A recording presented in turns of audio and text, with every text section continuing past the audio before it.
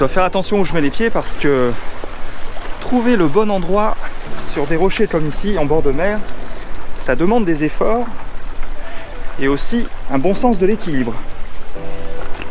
Mais ça demande aussi une autre chose, une chose à laquelle je ne pense même plus et pourtant qui m'est très utile, c'est le mode que j'utilise pour faire mes photos. Le mode priorité à l'ouverture.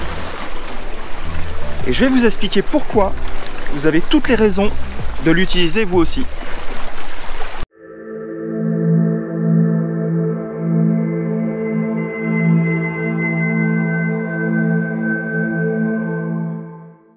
La première raison, c'est de vous concentrer sur la partie créative de votre photographie en laissant le soin à votre appareil de déterminer les bons réglages en fonction de ce que vous voulez contrôler, c'est-à-dire l'ouverture. Pour nous, si j'ai investi de l'argent et quand même pas mal d'argent dans mon appareil, c'est pour lui faire confiance un petit peu. Et j'avoue que j'ai jamais été déçu. Donc je lui laisse le soin de contrôler la vitesse, moi je contrôle l'ouverture. Et pendant ce temps-là, eh ben, je peux me concentrer sur trouver la bonne composition et trouver le bon endroit.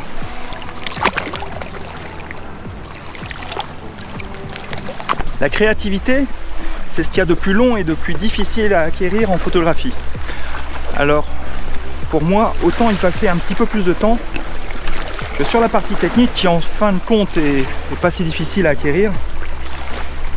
Mais c'est bien plus d'exercer votre œil et votre esprit à voir les choses, à les sentir et à savoir les retranscrire avec votre appareil.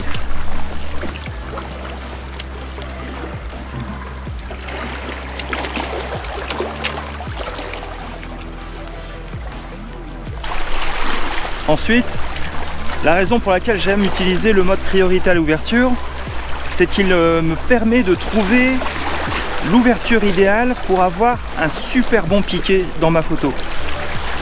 On appelle ça le sweet spot en anglais, c'est-à-dire l'ouverture avec laquelle l'image aura le meilleur piqué, le piqué optimal.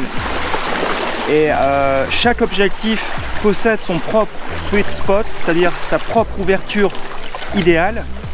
Et moi, étant maniaque de la netteté, je vous avouerai que c'est quelque chose à laquelle je suis super sensible.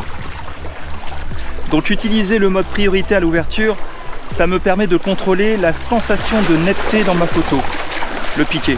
Alors mon objectif en l'occurrence, c'est à f8 à 16 mm que j'obtiens le meilleur piqué, le piqué optimal. Maintenant, chaque objectif possède son propre sweet spot. Et pour connaître l'ouverture à laquelle vous obtiendrez vous aussi un piqué optimal, il suffit de vous rendre sur des sites comme Les Numériques ou DxO qui font des tests pour justement découvrir la meilleure netteté de chaque ouverture, de chaque objectif. Je mets les liens juste en dessous. Vous pouvez vous aussi faire vos propres tests et vous constaterez qu'à différentes ouvertures, la sensation de netteté n'est pas la même dans toute l'image, surtout sur les bords de l'image. Donc à vous de voir à quelle ouverture votre objectif vous donne la meilleure netteté. Bon, maintenant que j'ai trouvé un coin à peu près sympa, je vais explorer les environs pour voir s'il n'y en a pas d'autres. Je vous invite d'ailleurs toujours à faire un petit tour autour de vous et à ne pas vous satisfaire d'un seul spot. Alors en parlant de netteté justement, le mode priorité à l'ouverture vous permet de contrôler la profondeur de champ. Alors en photographie de paysage c'est essentiel puisque très souvent on veut que la photo soit nette du premier au dernier plan. Pas toujours mais c'est souvent le cas. Et ce mode vous permet de contrôler la netteté. Donc grâce à la profondeur de champ vous allez pouvoir encore une fois sur le plan créatif jouer avec la texture des éléments comme par exemple ici ces rochers. Avec le soleil couchant, les formes des rochers vont apparaître et je vais pouvoir justement en jouant sur la profondeur de champ donner tel ou tel aspect à ma photo.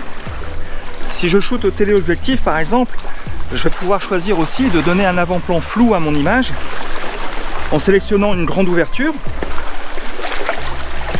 ou alors à l'inverse, ce que je fais plus souvent, c'est de choisir une petite ouverture pour que mon image soit nette du premier au dernier plan.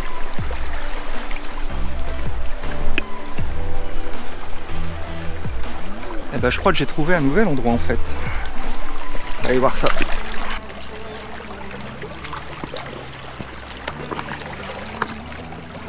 Une autre raison d'utiliser ce mode, c'est d'être réactif. Parce que malgré tout, en photographie de paysage, où les éléments sont plutôt statiques, vous avez quand même besoin d'être réactif. C'est-à-dire que la lumière, par exemple, peut changer très rapidement. Et c'est à ce moment-là que vous devez être très souple dans votre utilisation du matériel. Et le mode priorité à l'ouverture permet cela. Alors ça peut être des variations de lumière, de luminosité. Ça peut être un nouvel élément qui entre dans le champ, un animal sauvage par exemple. Ça peut être des vagues qui apparaissent. Je vous renvoie d'ailleurs à la vidéo que j'ai faite à ce sujet. Mais le plus important, c'est de ne pas rater l'occasion. Et je vous avouerai que depuis le temps que j'utilise le mode priorité à l'ouverture, je connais parfaitement les réglages et ça me permet justement d'être très très réactif.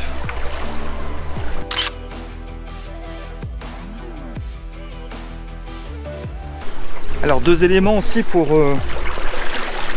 jouer avec l'ouverture en fonction des variations de lumière par exemple, c'est d'agir sur la compensation de l'exposition. Donc c'est la petite molette qui se trouve en général sur le boîtier à droite et qui vous permet justement de réduire ou d'augmenter la quantité de lumière qui entre dans le boîtier. Ou alors vous pouvez également utiliser la fonction des ISO et les augmenter par exemple très facilement, très rapidement. Moi j'ai présélectionné un bouton sur mon boîtier qui me permet quasiment instantanément d'augmenter les ISO de manière à augmenter la vitesse si j'en ai besoin.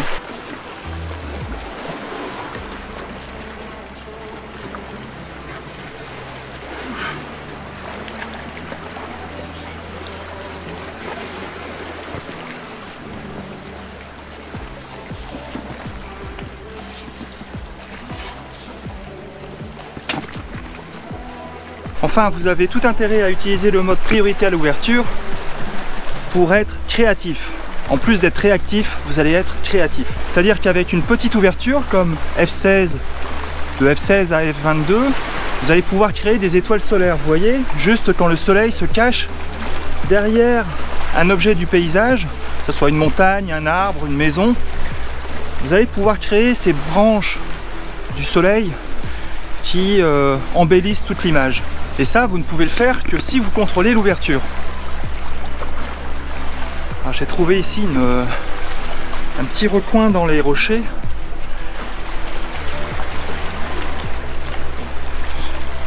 Donc la partie créativité avec l'ouverture, vous allez pouvoir la développer et la pratiquer surtout.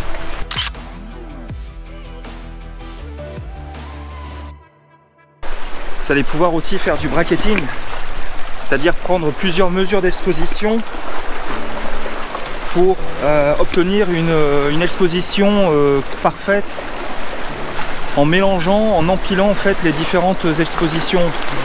L'appareil va prendre une mesure d'exposition pour les parties sombres, une mesure d'exposition pour les parties les plus claires et une mesure d'exposition intermédiaire.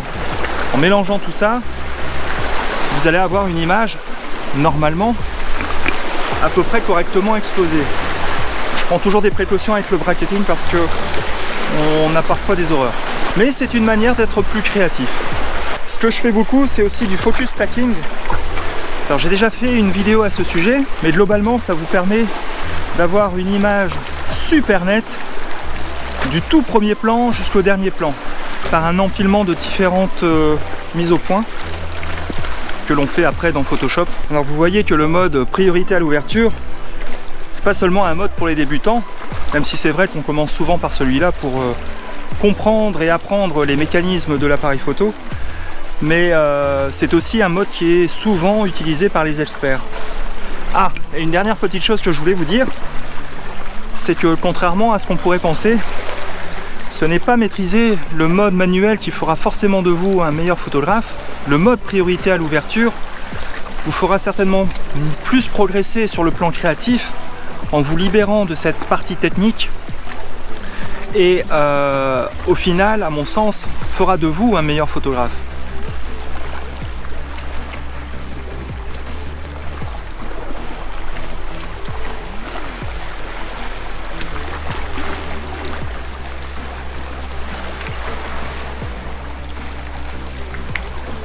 Waouh, mais que c'est beau! Bon, j'espère que les couleurs vont apparaître dans le ciel après. On verra bien ça dans 5-10 minutes. Si vous avez aimé cette vidéo, n'hésitez pas à mettre un petit pouce bleu, ça me fait toujours plaisir. Et d'ici là, moi je vous dis à bientôt pour de nouvelles aventures et je vous souhaite de bonnes photos. Ciao!